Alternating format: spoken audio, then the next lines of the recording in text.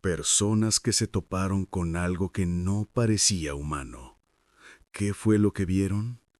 Capítulo 1. Mi abuela solía decir que el bosque tiene memoria, pero que a veces se le olvida cómo eran las cosas de verdad. Por eso, si alguna vez te devolvía rota, lo hacía mal. Llevaba 3 meses viviendo en la cabaña que fue suya, un punto solitario al final de un camino de tierra en los Apalaches, con el bosque como una muralla negra y densa a menos de 50 metros. Vine aquí para escapar del eco de la muerte de mi hermano pequeño, Leo, cuyo coche se había salido de la carretera 6 meses atrás. Aquí, el único sonido era el viento. O eso creía. La primera vez que lo escuché fue una noche de luna pálida. Un silbido. No era un pájaro, ni el viento. Eran las 3 notas exactas de la melodía tonta que Leo y yo usábamos para encontrarnos cuando éramos niños. Se me heló la sangre. Mi perro, Buster, un mastín que no le temía a nada, se encogió a mis pies, con un gemido ahogado escapando de su garganta. Me asomé por la ventana. No había nada. Solo el aliño de árboles inmóvil, como una boca cerrada. Es el duelo, me repetí. Estás escuchando fantasmas que no existen. Pero los fantasmas no dejan huellas. A la semana siguiente, después de otra noche de silbidos, encontré una pequeña pila de piedras junto a la puerta trasera. Exactamente como las que Leo solía coleccionar. Lisas, grises, apiladas de la más grande a la más pequeña. Nadie venía aquí, nadie. Esa noche, el silbido fue reemplazado por algo peor. Una voz. Apenas un susurro arrastrado por el viento, pero inconfundible. «Hermano». Me quedé paralizado en el sofá. Buster se levantó de un salto, con el pelo del lomo erizado, y se plantó frente a la puerta, ladrando con una furia que nunca le había visto. La voz volvió, más cerca esta vez, justo al borde del patio. «Tengo frío. ¿Me dejas entrar?» Era la voz de Leo.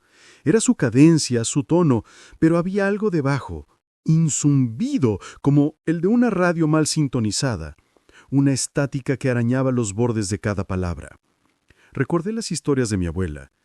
Lo que el bosque se lleva, a veces intenta volver, pero nunca es lo mismo. Y si le respondes, si le dices que sí, le das permiso para entrar. Y entonces, te lleva a ti también.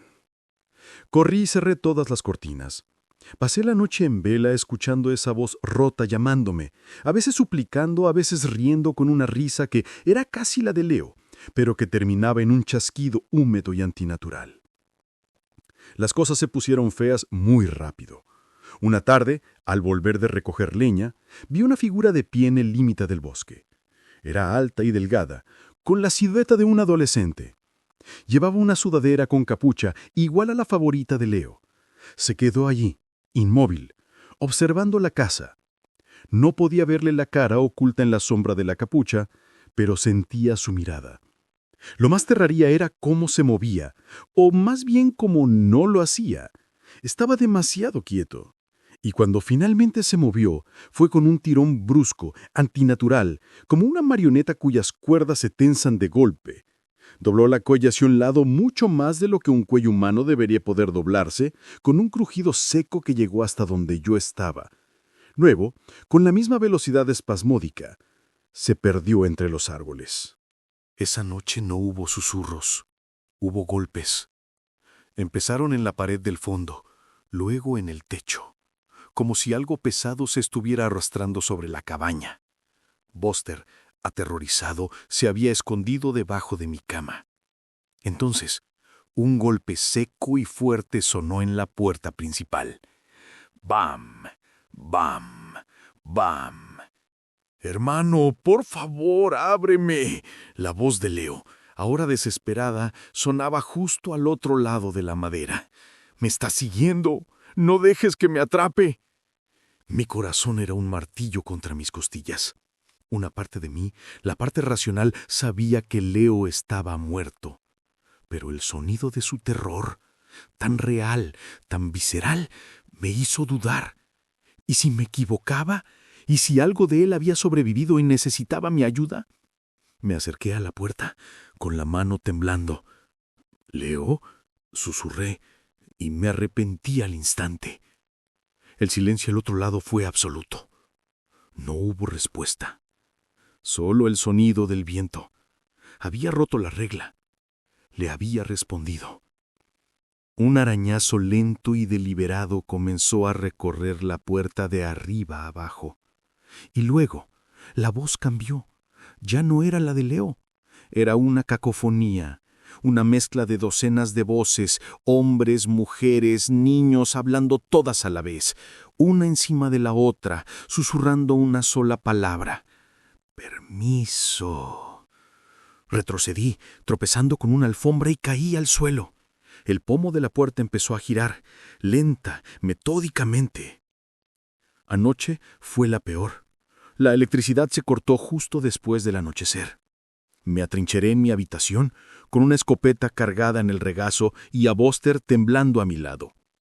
No hubo golpes, no hubo voces, solo silencio, un silencio expectante que era 1000 veces más aterrador. A eso de las 3 de la mañana, mi móvil, que llevaba horas sin batería, se iluminó sobre la mesita de noche. La pantalla brillaba en la oscuridad. Era una llamada entrante. El nombre que aparecía era Leo. El teléfono comenzó a sonar, un tono agudo y penetrante en el silencio absoluto de la cabaña. Lo miré, paralizado por el terror. Sabía lo que era la misma trampa, la misma pregunta. Contestar era lo mismo que abrir la puerta, era darle permiso. Y mientras el teléfono sonaba y sonaba, una nueva voz, una que nunca había oído, susurró desde la esquina más oscura de mi propia habitación, tan cerca que sentí un aliento helado en mi nuca. Era una voz profunda, antigua y hambrienta, y dijo con claridad perfecta: «Contesta, tu hermano quiere hablar contigo».